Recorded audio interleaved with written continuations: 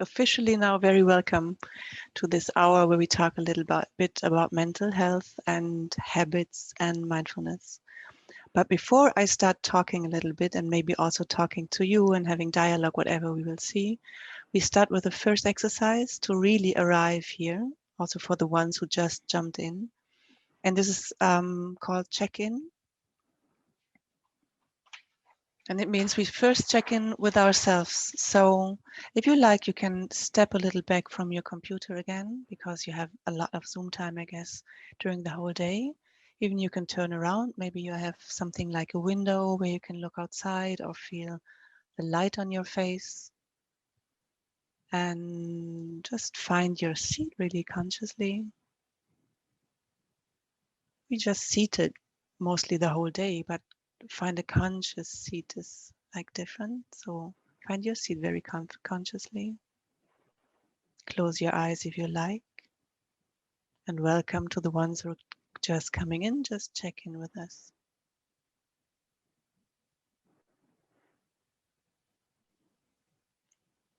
And then check in with your feet for a moment. Just feel your feet on the ground.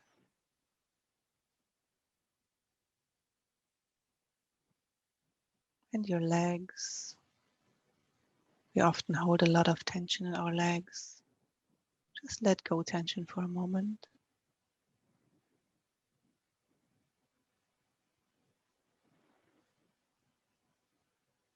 And relax your buttocks, your hips. And really feel your seat very grounded. As always, we always have this connection to the grounding.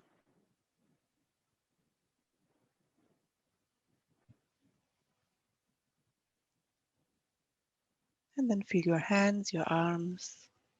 Let go of all tension there.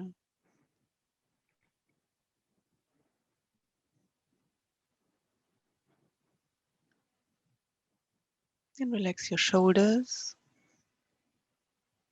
the front of your body, your back.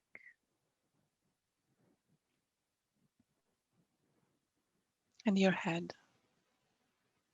And now check in with yourself for a moment. Check in on your mind. Which thoughts are there? Just check in. Are there many? Are they slow, quick? Are they important, loud, silent? Just check in with your mind.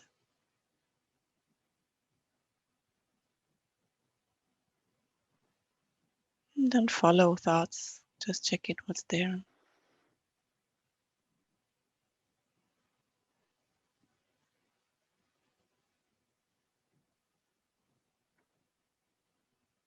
And then check in with your emotions. What emotions are there this very moment? Is there maybe curiosity? Or is there a little stress still from the day? Is there sadness, happiness, whatever is there, just check in with your emotions.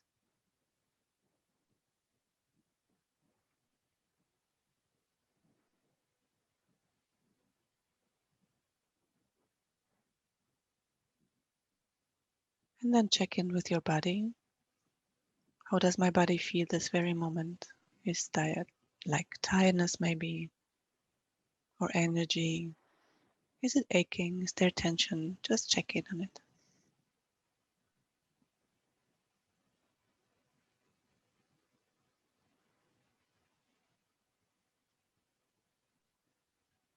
And then slowly come back to the space you're seated. And then when you're ready, come back to the screen and to the group. Welcome. And I really start maybe explaining a little bit this tiny, powerful exercise. And it's not that we invent things like this. It's all like very evidence-based. Maybe this, I say it advanced. This has many effects if you just do this sometimes during the day. And if you just take this away out of this 1 hour now, I think it's very powerful to do. What happens in the check-in, and maybe you experience, maybe not, but what could happen is absolutely you bring down your system from this arousal way to a little like arousal comes down. So from the sympathetic mode to the parasympathetic mode, you could say. You checked in with yourself, literally. So sometimes during day we completely lose ourselves. So we checked in, so okay, this is me right now, without judging, just checking. And you can, if you have these mind thinking circles, you can just really stop them with this little exercise. Just check in for a brief moment. And sometimes for me, it's very helpful to understand. Sometimes we think we are stressed or tired or exhausted, even, or something like this. And when I do the check in, I have things like I realize, my mind is quite tired, but my body is very awake. There's a lot of energy, for example. Or there's some like joy in the emotion, so there's energy there a lot, and maybe body is tired a little bit. So I don't have this mixing all together. If you're not used to it, we always have this, okay, I'm tired, but maybe only parts. Maybe your body is tired and your mind is very clear. So we can regulate then when we checked in with ourselves, and many other things. So I could start talking an hour only about this exercise. And before I go on talking, I want to invite you all right in the chat. Actually, Luke told me that he would check on the chat, but even maybe better just speak up to me and ask question if something is irritating or you think, okay, no, I didn't understand. I really appreciate. So we can also do this in a dialogue. So I was asked before, and I say it again now, what will I talk about today? What is my intention a little bit? And what I will talk about today is a little bit about our brain, what happens in our brains actually right now in these very challenging times. In a way, we are all in the same boat. And then I want to talk about habits and how to establish like healthy habits. And I want to explain a little bit about mindfulness and why it helps. And then definitely I want to end on why it's good to cultivate the positive. So I leave you in this happy moment in the end. So this is the journey I have, and we will see where it brings us. And then I have some small exercises like the check-in that you really can have some things you can take into your daily life. This is the plan. And then I start. So what is our lives look like now is mainly, many people say this, and actually when I started working with mindfulness, which is quite 10 years ago now, last, I would say 4 or 5 years, many people talk about a world with like a lot of velocity and all these things. We talk about the VUCA world, but now definitely since COVID, we are all in. And so VUCA stands for our reality right now is like a lot. We have to deal with volatility. So things are very like not very stable anymore. With uncertainty, I think this is a quite thing everybody has now, even if you can have like a lucky situation in COVID or not. So there's a lot of uncertainty going around. Complexity is immense. Even we knew this before, but now we really actually everybody feels it. That things became very complex. Sometimes we have this feeling that, oh, we cannot understand it anymore. It's like it's too much for our small, tiny brain. So complexity is high, ambiguity is very high. So is it good to do this now? Is it good to start a lockdown, to end a lockdown, to open this, to close it? Like it's like very ambiguous. So there's always good sides to it and also bad sides. So what actually our brain wants to feel good and to feel healthy and to feel relaxed is security, stability, simplicity, and clarity. So what I like about mindfulness in my experience and in my understanding is like if we learn working with mindfulness, and I'm sure there are many other ways too, but this is a way I really appreciate and I find it very powerful, is to find something inside where we can always connect to. This is like quiet and calm, whatever is crazy happening in the outside. So we understand and learn many things, like it's a way of living basically, that we can stay connected to a very calm space inside ourselves, and then to look at the outside happening and not let the outside like woof, taking us somewhere. So this is for me, it was really a shift, like from going from the inside, seeing, looking at the outside reality, what is there, and not like only reacting to the outside. And I think in these times, and especially I experience it myself, it's very helpful to understand how to do this.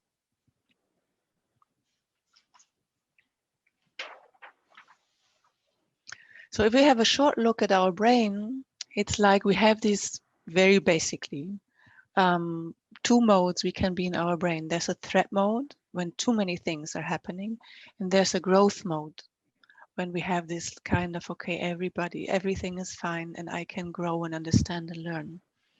And the question is, in these times, what can we do to go in the growth mode? And for me, it's helpful to understand what is happening in the brain with all these new things that are coming. And maybe the first thing I can tell you, because I think it was helpful for me and I think for many other people, what is happening now is exhausting. So there's nothing, people are asking me, I have so much energy, I'm such a powerful person, but I feel so exhausted. And as you quickly will understand, this is very normal. So I think the first thing maybe I want to tell to all of you, it's good to be careful with ourselves now and to really care for ourselves and the others around us, because this is exhausting, let's say so. Exhausting, why? Because our brain loves routines. And if we look at our lives, we have many routines because like before these big changes came, and there are many changes in our lives anyways, but this is really a big one, I think, affects all the parts of our living surrounding. We had our routines, even the tiny ones we didn't realize. So in the morning, we stand up and shower and dress, and then we leave the house. Most of us leave the house. We have the ways to the office. Maybe we take a tram. Maybe we know where we take our coffee. We have the first talk to the lady in the coffee place. This is all routines. See the first colleagues, know where I'm seated in my office, know my computer, know my way to the lunch break. All these things were routines. So basically, our brain does not need energy for routines. It's like brushing teeth is not a lot like of energy taken. It has been done so often that the brain just put it somewhere and it's just running by itself. This is what a routine does. So we have routines in all these very important issues in our lives, in our sleeping, resting and relaxing, in our social environment, when and where to meet friends, in our sports, exercise, and things like this, how we like nourish ourselves, where we eat, what we eat, and where and how we work.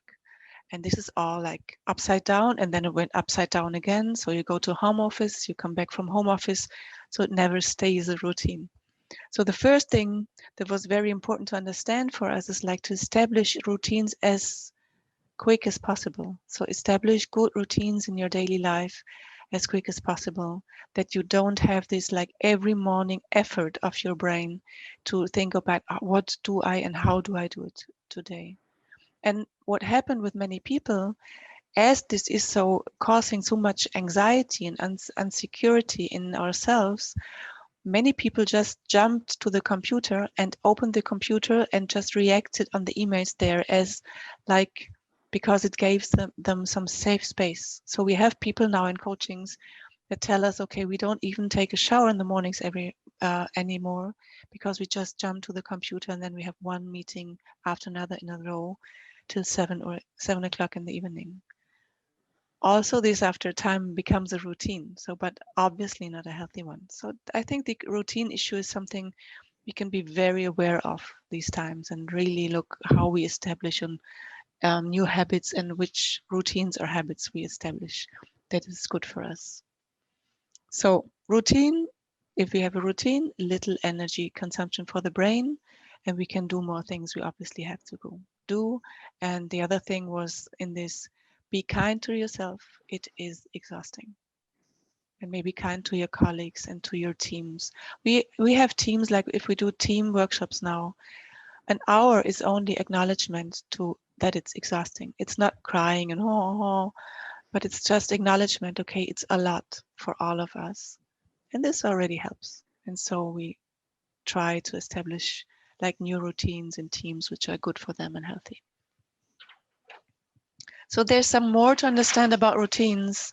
It's not so easy to really establish them, because your brain, if you do like push-ups for 2 or 3 days, your brain says, okay, this is obviously not important. I don't like give a path for this. You don't have like this neuro connections.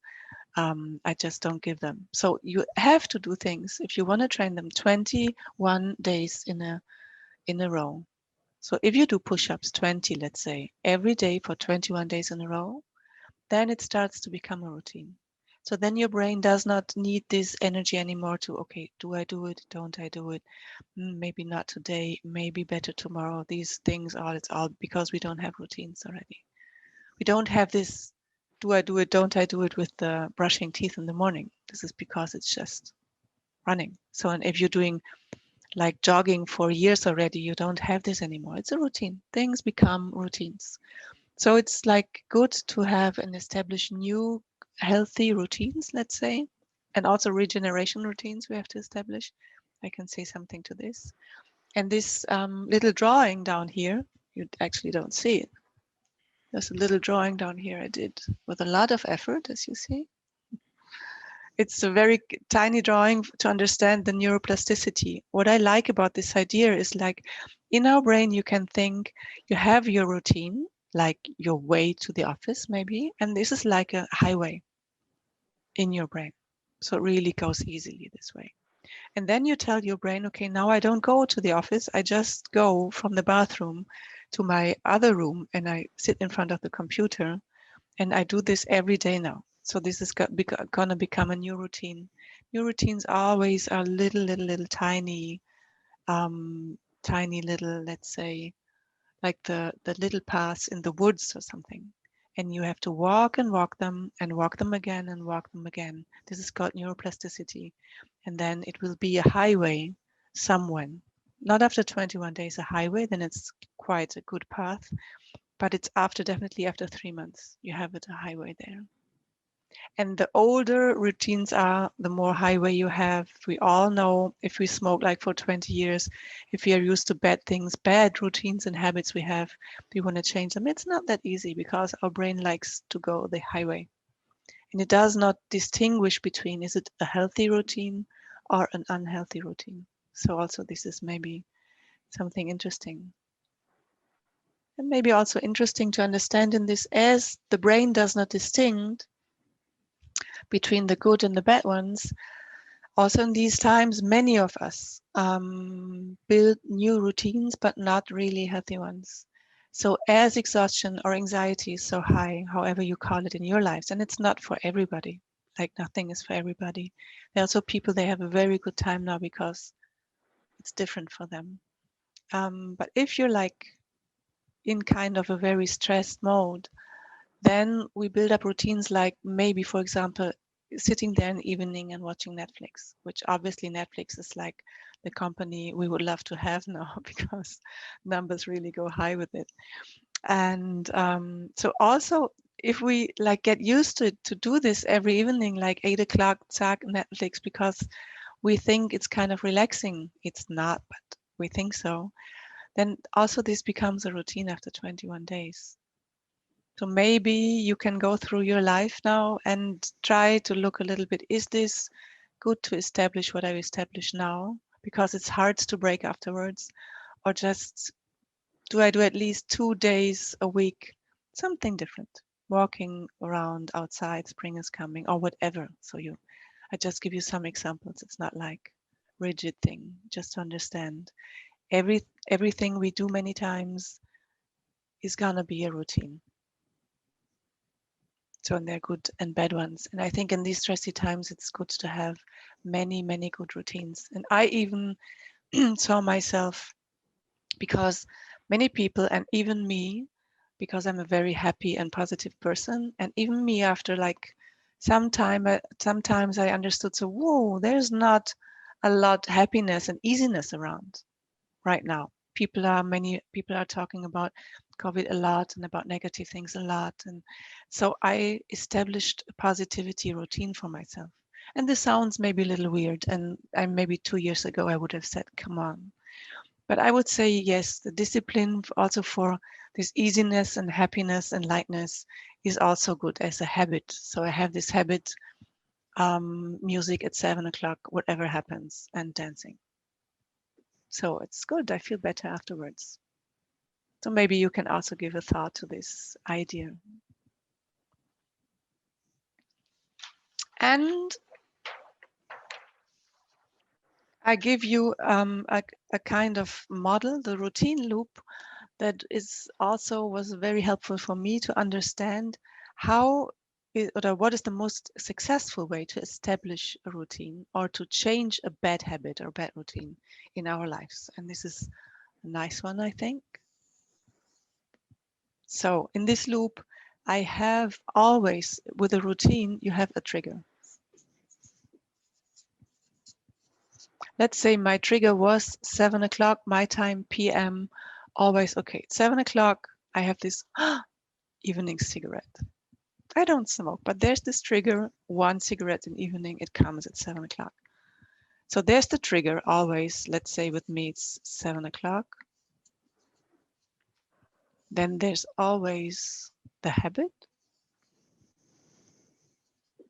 This is cigarette in my case. I took this one because it's obviously not healthy. And then you have the reward. This is also nice to understand. We would never do it if we wouldn't have a reward in the end. We don't do things if we don't have a reward. And obviously this is not healthy to do it, but the reward is, and this is, you can maybe look for yourself. For me, when I was working with this, I tried to understand what is the reward. It's not the taste. It's really not. I mean, nobody can tell me that cigarette really tastes good. And it's not like, okay, I need this, I don't know, tobacco thing. Otherwise I would smoke more, obviously. For me, I understood it was like this moment in the day when I feel this after a long day doing my work, going to the studio and out again, when I feel a little wild again, this wild little moment. Okay, I'm free, wild, all this image we have with smoking cigarettes. And it might sound ridiculous for you, but this is what I found out being honest to myself. So I wanted this wild moment. So if you want to change a routine because you say it's not good, this cigarette for me, I can tell you my decision afterwards. You can say, I keep the trigger because this is strong already in your brain. At 7 o'clock, something triggers you. It will happen every day because you trained it for many times, many years maybe. And then you look at the reward and you think, what other thing, what other habit could give me this reward? So what could I possibly do to have the same reward? So what could it possibly be? And for me, it could be loud music, dancing wild. So I have the same reward. Is this easy to understand how to do it? Yeah. So it's like maybe it's like for me it's like always going through my life, and I like this having this let's say experimental and curious way to look at it. So just give it a try. If you have things you don't like to do anymore, just give it a try and make something like maybe you never did before with this, or and then if it works, it works, and if not, if not. But if we don't think about the reward, it does not work. So if you really want to give up a habit or change a habit, this is a good way to look at it and maybe say, if the habit is strong, this is also something I can tell you, if the habit is strong, you cannot tell the habit, I mean, of course, there's people who quit it, of course, and it's possible. But most of the time in these things, it's nice to tell your habit, okay, I do it like twice a week, I do it different. So Mondays and Fridays, different habit.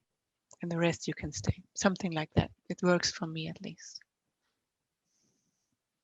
So, and what I think is important in these times, maybe also in this, when we're talking about mindfulness, is that we really, and I think I don't like to say we have to, but in this case, I really think we have to because I see so much exhaustion. And I think we have first studies and first numbers that it's really going up, depression, exhaustion, things like this. And it's really good to establish regeneration routines during the whole day. Because what happens to many people not wanting this anxiety, they work against it and they work and work and work a lot, way more. I hear people like working 12, 14, 15 hours a day in a row through weekends, something. So this is really something we can be very aware of. There are many little tiny habits of regeneration we can establish in the daily lives, that we have this life more maybe as picture more like this, going up in concentration, going down in relaxation, going up again, going down again, up again, down again. And therefore we do like a little exercise you can do during your day. Maybe you want to stand up for a moment. It's called standing exercise. So maybe you go behind your chair or beside your chair. It's a short one, it's just a minute. And you can do this with your team or from time to time for yourself. Just stand up and close your eyes. If you're not getting dizzy, if you're getting dizzy, you just leave them open, works the same. And then you feel your feet. Just really connect to your feet and feel the feet touching the ground and feel how stable you can be on your both feet. And then shift a little bit your weight to the front. Just very slowly, don't fall. Shift it slowly to the right side.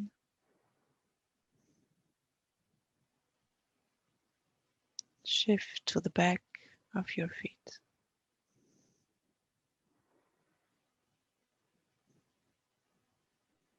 And shift to the left.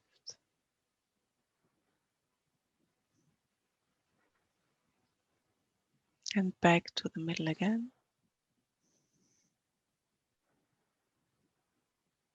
And then you can come back to sitting or stay in standing as you like. So this little, this is another little tiny exercise. A regeneration routine is also very effective because many things happen. Maybe you realize that arousal goes down, same as with the check-in. And what I like so much about it is bringing your awareness to your feet is definitely the farthest you can get away from your head. So if we have these circles like getting us from time to time, or this like accelerating with our brains working too much and focus on the screen, this brings you away out of this. It brings you from the thinking into the sensing mode. It lowers down your arousal and it gives a short stop and you move. So many little effects in this little tiny exercise. And if you want to establish things like this, it's always good to put a post-it on your computer, write standing exercise, and just do it from time to time. Start meetings with it, do meetings, like do it in between. And I know we have so many things we understand and we know, and we just don't do them. And I think right now it's really important. If we don't want to lose people, like for many people, it's very exhausting what's happening. We have to do things like this. If you're leaders, even more with your teams and with your colleagues, with your friends, with your children, whatever. So this was a little in between. This was about routines. This was about like maybe going through your day and looking, are there moments where I can like change routines or establish healthy routines? Do I have good routines for my sleeping? Do I have good new routines for the social context? Very important, because it's many people are lacking of social context now. Find ways, just like I didn't want to connect with my friends via Zoom and having a glass of wine. I do it meanwhile because it's like, it's so important. Maybe just 5 minutes, maybe just sound, whatever be, like maybe listen to a piece of music together. Just be curious what happens there. You need it for nourishment, what you eat. Some people started eating badly or eating like forgetting to eat from time to time. So drink enough, sleep enough, go to bed early, all these things that we know are very important now. Because who knows, I realized that people think, okay, we have to be strong and kind of, okay, we go through this. And if we go through life like this, what happens if this does not end like in a 1 week, 2 weeks, 3 weeks? So I think it's never a good idea to be like tight, okay, we have to hold on, because it takes also a lot of energy. I would more suggest to find our ways to relax in whatever is there. There's a nice saying, maybe it helps you at this picture, it helps me a lot. Always be aware of the waves, but stay with the ocean. And I like it so much because we all know in the ocean deep down there, it's always quiet. It's always calm and quiet. And maybe it's a good moment where I can give you an exercise how you can connect to this quietness inside of you. And this is a breathing technique. You can leave your eyes open. We just do it quickly. And it's basically, we breathe 4 in and 4 out. So I count on 4 for in breath, on 4 for out breath. And we do it 5 rounds just to give it a first like experience here. Just have a deep inhale first. And a deep exhale through the mouth for a moment. And then inhale through the nose, 2, 3, 4. And exhale through the nose, 2, 3, 4. And inhale, 2, 3, 4. And exhale, 2, 3, 4. And in, 2, 3, 4. And X, 2, 3, 4. And in, 2, 3, 4. And X, 2, 3, 4. And in, 2, 3, 4. And X, 2, 3, 4. Find your normal breathing. And this is for balancing. This balances a lot, balances emotions, balances stress. And if you get used to this kind of working with breathing and staying in the relaxed, so staying in the ocean, whatever happens outside, it's kind of happening in parallel. So I have moments always before technique is really running. Luke knows this already.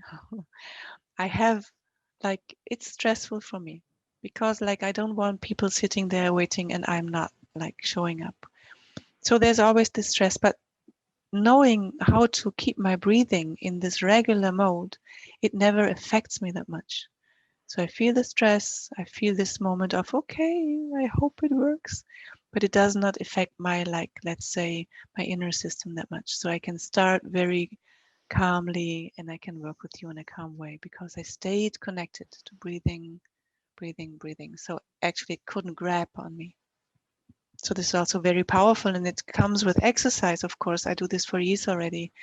It comes and then it takes over and it's there. It's just there, always there, in breath and out breath. And this is also, I like a lot the idea that our breathing is like the only thing that's, some other things are. It's there from the very beginning to the very end.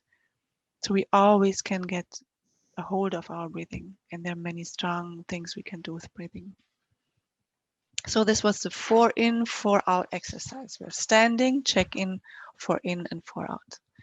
So, and why mindfulness? I think about mindfulness, there are many ideas going around still, and I want to bring it to maybe 3 points, what we're talking about when we're talking about mindfulness. And this is the first thing is like we learn with mindfulness, with the techniques I'm talking, with the way to see the world, we learn to direct and hold our focus with intention.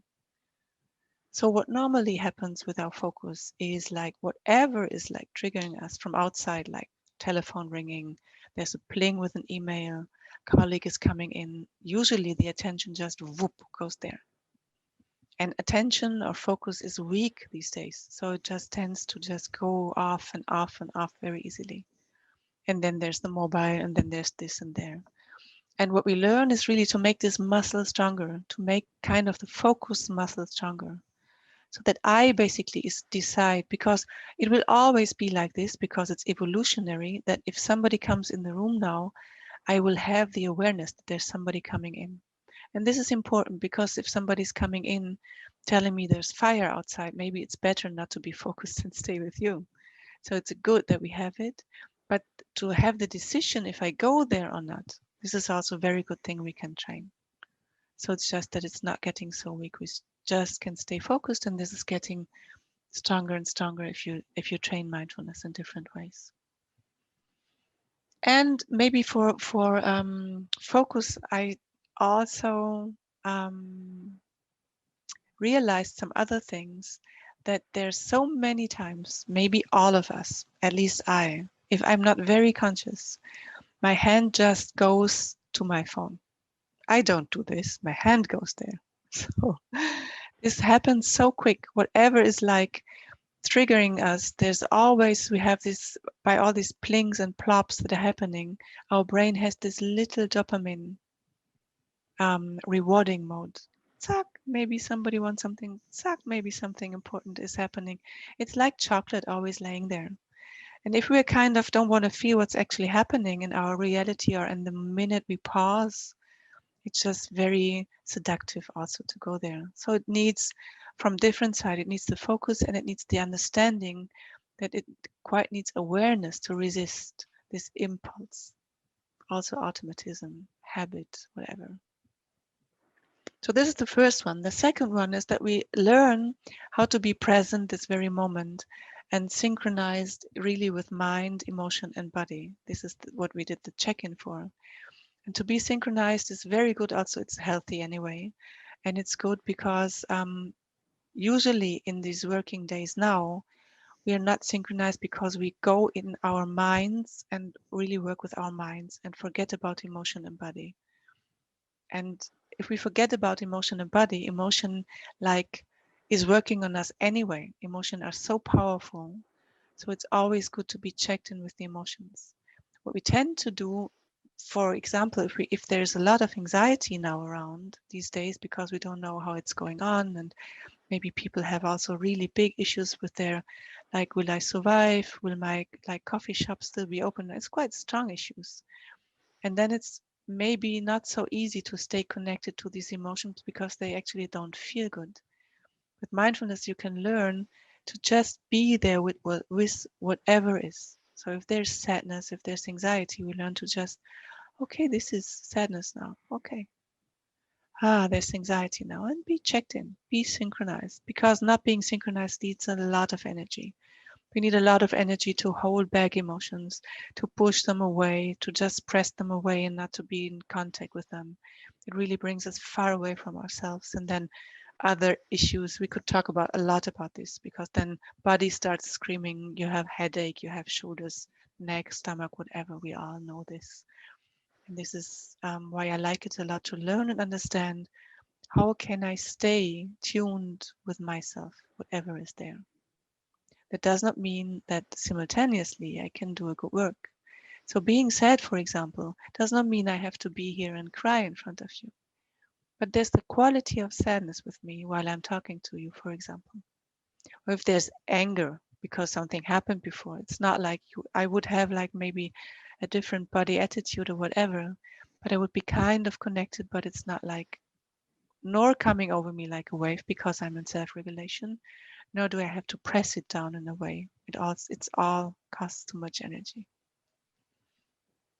And about people connected in this, like being in the present moment, being like really there, we can say. I think you say things about like, this is an authentic person. People seem to be very sovereign in themselves. They are very reliable because you, like, what you see is what you get actually. So this is all the second point of mindfulness, also very strong and powerful. And the third one, and I think this is for me was the quite most challenging and the biggest shift maybe in my life working with mindfulness, is to really strongly cultivate an attitude of non-judgment, a non-judgmental attitude, like being radically curious to yourself inside and to whatever is happening around you. And this non-judging, if we look at the situation right now, maybe I make an example to make it easier for you to understand. When all the things started to go into the digital, and as I told you already, I'm working usually in front of people, with like people sitting in one space with me. For me, there was a big judgment. I realized big judgment was, I can't do this in the digital. I will never be able to talk to a camera. Zack, judgment. And well, I'm a mindful person and I'm still a very normal person. So it took some weeks. And then a colleague came, and I'm very happy that I have those wise colleagues around. And he told me actually, well, you have a very narrow narrative now. It keeps you from growing. And then I realized, wow, I'm judging. I don't even try because I'm judging. So letting go the judgment and facing maybe the fear I had or the insecurities I had to try it helped me just to do the first step and try it. So going out of judgment is, I think, very powerful. And for all this, all those things, but mainly for judgment, we first need to be aware of our many judgments we have. And if they are good, it's okay. We always judge and we always will, because otherwise our minds freak. But if they are bad, if they're not helpful, which they are very often, especially now, very often, they're not helpful to judge so much. And then we just can learn to be aware and let go. It's only judgment. It's one way to see a situation. It's one way to look on a situation. It's anyway, there's, well, I would say never wrong or right. It's always a way to look at the world. So this is the three things we have, like the focus, very clear, being present in the present moment, and be curious to train a non-judgmental attitude. This is mindfulness when we talk about mindfulness. And what I like about mindfulness, that there's a way we can train this. It's not only that we can understand this, because we are very good in understanding, and sometimes we are very astonished how bad we are in doing things. how like long it takes to really fully embody in person the whole things we want to change. So what we can do, what I call is discipline. I don't like the word discipline, but I kind of made friendship with it because I think sometimes it's good, is we can do this meditation. And what happens in meditation, because also for many people this is still this, oh, sitting on a cushion is really nothing for me. And I think it's very good to very pragmatically look on it, what's happening there. And what we do in meditation, the way we do meditation, is we focus on breathing.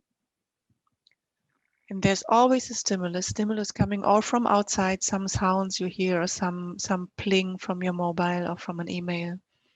And then what we do is like what we learn to notice, that like our mind is going away, and we decide to come back to the focus on the breathing. And then again, and this might happen like in 10 minutes, might happen like 100 times. If you have a very vivid mind, it will happen.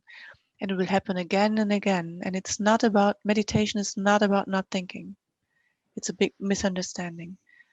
It's about being aware what's happening and deciding to come back where you want to be. So it's just the being aware muscle and the decision muscle to come back. And I like this loop, we call it, because you can bring it to every situation in your daily life. So if you are there in an evening and you want to listen to your wife, to your children, to your friends, and you have these many things, like important things that want to tear you away, you can learn to, okay, I notice there's a thought that wants to take me, but I decide to come back to listening. Very powerful mindful listening. And then again, another thought, because they're so important. Okay, and then you can always take a decision. If you're not aware, you can never take a decision. And after half an hour, your wife, your kids will say, well, did you listen? Did you get what I'm saying? I had a beautiful experience with a coachee. He told me, because he was on this, and he came up after a session to me and said, do you know what? I think I never listened in my life. I never really listened. And you know what my wife said? Well, what's wrong with me? You listen to me. So I don't know if they're still married, but this was just, can be a very powerful experience. And it has so many good effects for me. And of course, everybody has to try out. There are many other things. But for me, it has a good effect just to sit down and breathe and focus on breathing. So we do this for, I think, at least 3 minutes that you have the experience. And then we switch to positivity. So for a moment, find again very consciously a good seat. Maybe you build up some tension in feet, legs, front of your body, back. Just let go for a moment. And try to find a really upright seated position. That means a little bit lifting more from the front, from the sternum, not from the back so much. And the picture I like is always sit with yourself in kind of dignity.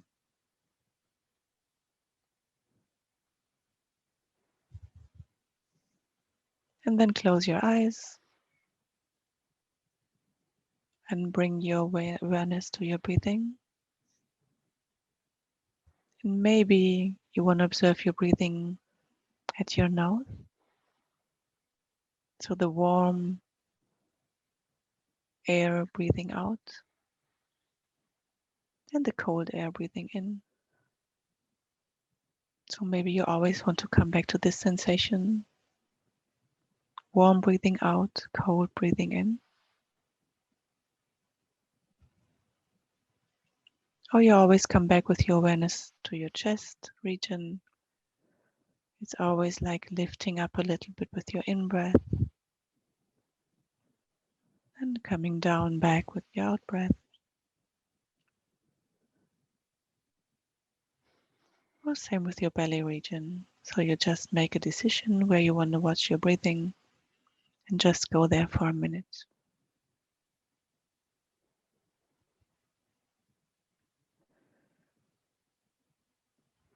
Just in-breath and out-breath.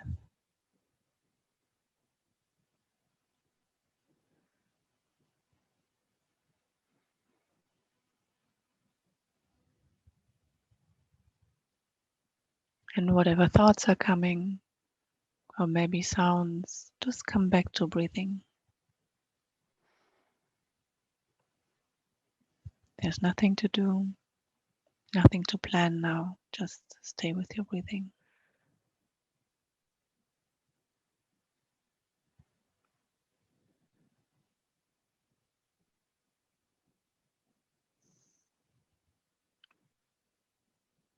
And then slowly come back with your awareness to the space you're sitting.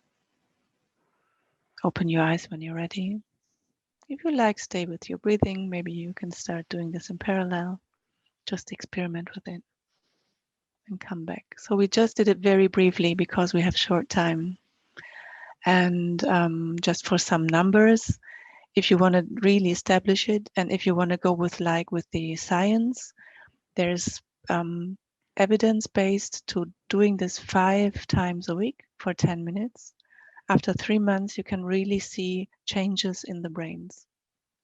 So if you want to give it a try, and now you know, it's 3 months, 10 minutes a day. And it's worth it to sit with yourself. Anyway, it's very nice to sit with yourself and to see what's like happening. So this was the mindfulness part. And from the mindfulness part, like a big thing with mindfulness is obviously happiness. Because it's also, there's evidence also to that mindfulness can is more intense and makes these feelings all more intense. And there's more this access to this happiness and joyfulness. And I would say, anyway, I cannot talk about things I don't experience myself. So I would say for me, yes, it works. So how to cultivate, and why is it important to cultivate joy, especially these days? And there's also helps a little understanding about the brain. Our brains, and all our brains, have a negative bias. So we need to have a negative bias. It's very intelligent what's up there. We need to have a negative bias, and the negative has to be louder. If you have the radio, it's always on a louder tune. Because of course, if you're sitting around the fireplace, we're having fun, and the tiger comes, it's not good if we're not aware more of the tiger than of our fun singing together. So the negative will always just kick in. So knowing this, and knowing there are not so many tigers around anymore, and we're not eaten so easily anymore, at least in the areas we live, at least in Cologne. I don't know about London. It's good to know this because as we have many negative influences now, all the news are negative. People are talking very negatively. All the numbers we hear are very negative, basically mainly negative. Um, Many things happen. First thing is our brain learns what we feed the brain. So the more we look on and focus on the negative, the more we see our lives negative. It's we all know this. If you want to buy a red car, what do we see all around London, all around Cologne, around England, Germany? We see many cars, red cars. And it's not that somebody put them there. It's how our brain works. And if we like focus a lot on the negative, we see negative in everything. This is what our brain does for us. And it's not very helpful because it's not, first thing, it's not reality, because it's like makes this to reality. And second thing, it does not feel good and it's not healthy.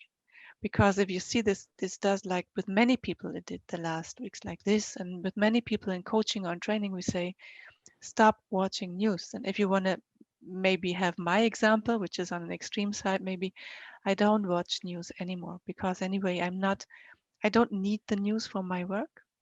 I don't need to know the numbers and figures or whatever. I have enough friends to understand if I can enter a coffee or not, coffee shop or not. So I decided to be very careful with what I feed my brain to stay stable in my day and to can do my work. So this is like with calories. If you eat too much sugar, you feel shitty. If we eat too much negative information, we feel bad. And it does a lot with our emotion, with our friendships, with our social surroundings. And to step out of this has another maybe little challenge because as so many people talking about the negative these days, it's a little bit outsider thing if you just step out of these talkings. But I had many people when we do longer trainings who said, okay, I taught my friends, if you want to do this negative circle, I'm out. And let's talk about other things, about 3 positive things at least. And I like this because it's really, of course, it's powerful to do this. How you train your, there's a very like effective form. You can basically start training this positive and cultivating the positive. Also, there's evidence after 21 days. The 21-day challenge, I want to really invite you to do this, is every evening you take 3 things you really liked in your days and you or like share them with your family or you write them down yourself or the family writes them down, or you put them on the walls like post-its all over the positive things. And it has a big effect and it has like an evidence-based effect after 21 days. Maybe experience yourself. And the region where where you can see the positive in the brain gets stronger and more like more awake. Sorry, I don't know the right word now. More active. So this is the 21 days joy challenge. I want to invite you because we all need this. And what I want to leave you with is the happiness meditation. We got like this 5 more minutes. Happiness meditation is also something very beautiful you can do whenever you like it. And it goes as follows. You find a good seat again. And maybe you want to like turn away from the computer again. Maybe you stay like this, just decide for yourself.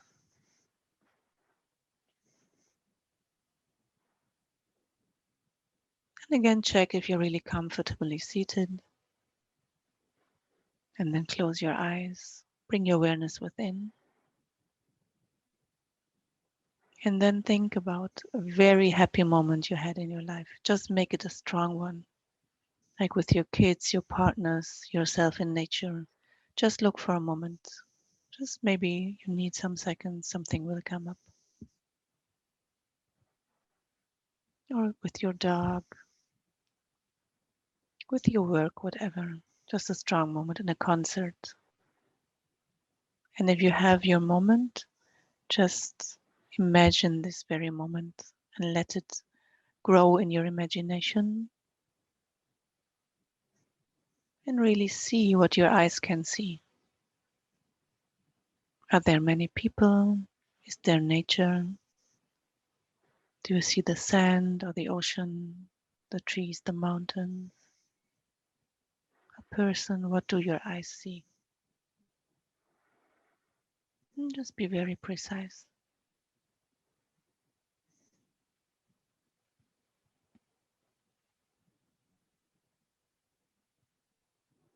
What do your eyes see? Make it a strong picture.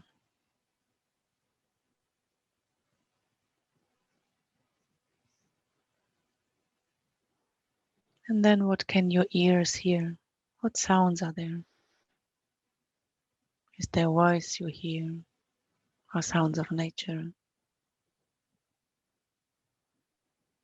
Is there the ocean, the waves? Is there wind?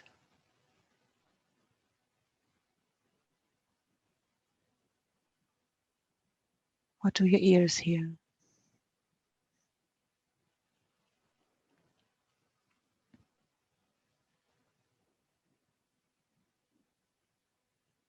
And what smell is there?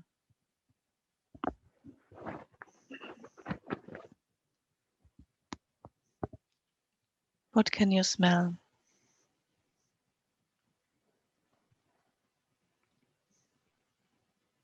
Do you smell maybe nature again, or another person? Your dog, your cat? What do you smell?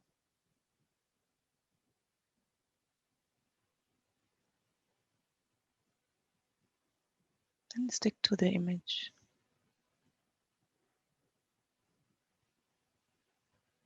And what do you sense on your skin?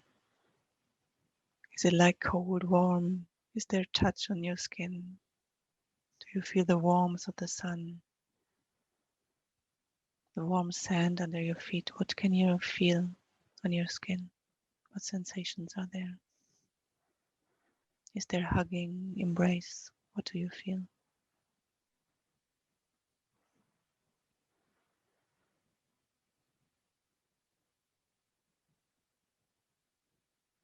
And stay with this moment. And if you like, take your right hand and place it onto your heart. Really connect to this moment.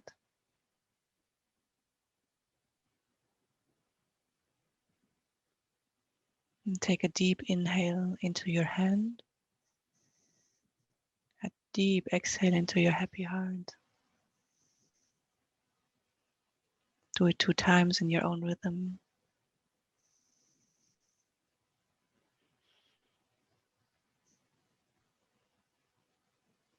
And then slowly come back here, open your eyes, and maybe stay connected to your inner happiness.